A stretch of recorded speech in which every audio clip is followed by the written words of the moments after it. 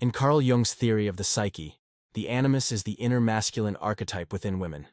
It's the gateway to rational thinking, assertiveness, intellectual conviction, and principled action.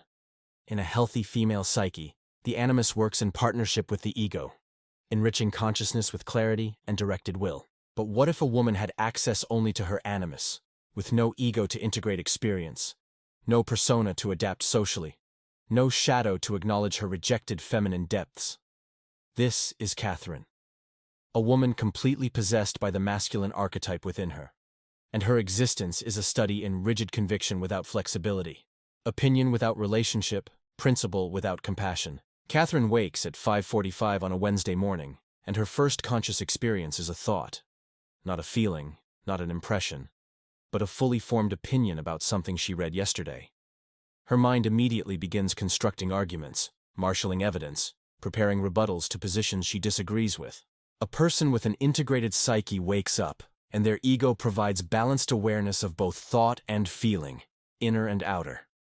Catherine has no such integration. She just has the animus, and the animus thinks without feeling, judges without empathy, decides without considering relational impact. Watch her go through her morning routine with mechanical precision. Every movement is efficient, purposeful, stripped of any emotional or aesthetic consideration. She's not choosing her breakfast because she enjoys it. She's consuming optimal nutrients in calculated portions because that's what rationality dictates. She's not dressing in clothing that makes her feel good. She's wearing what's practical and professional according to her analysis of workplace requirements. When Catherine looks in the mirror, she doesn't see herself the way Daniel's anima would see relationally, or Derek's shadow would see hatefully. Catherine sees herself as a mind, a set of competencies, a collection of opinions and positions. Her self-perception is entirely intellectual and principled.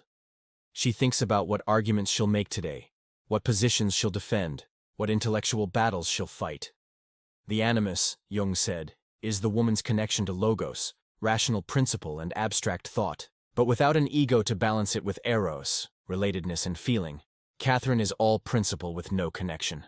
She checks the news on her phone, and immediately the animus begins generating opinions. Not nuanced perspectives that consider multiple angles, because that would require an ego to integrate complexity. Just absolute convictions. This policy is wrong. That politician is incompetent. This position is the only logical one. The animus in its possessed form operates through what Jung called opinionated conviction. Catherine doesn't just have thoughts.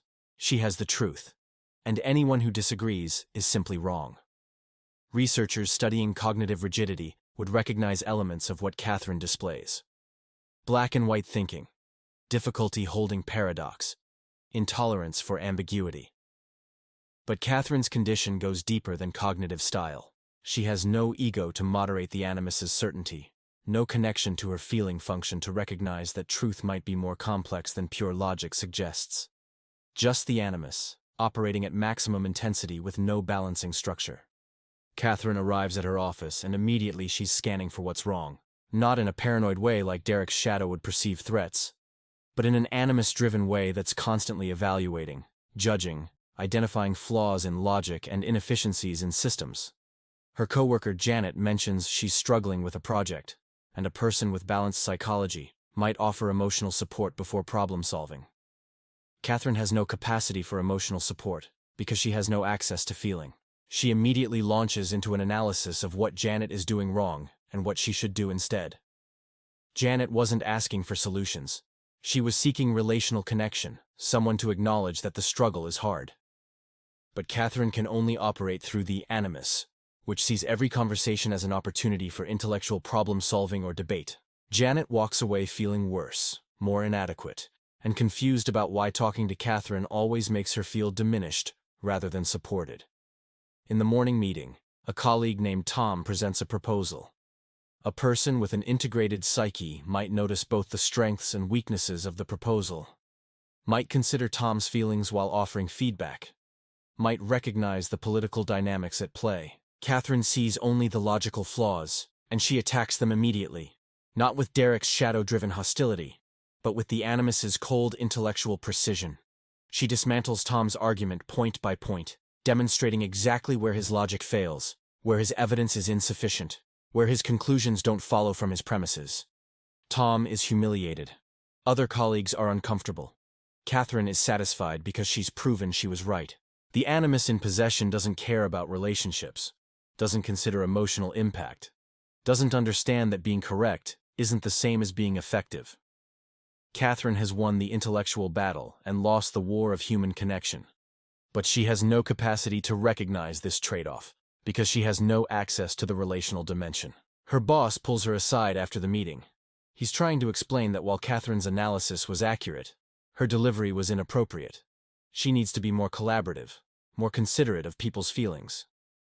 Catherine hears this feedback through the animus's filter and translates it into, "He wants me to water down truth for people who can't handle reality. He's asking me to be intellectually dishonest for the sake of comfort." She has no persona to understand diplomatic communication, and no ego to integrate that sometimes relationship matters as much as being right. Watch what happens when Catherine's colleague Sarah tries to discuss a personal issue during lunch.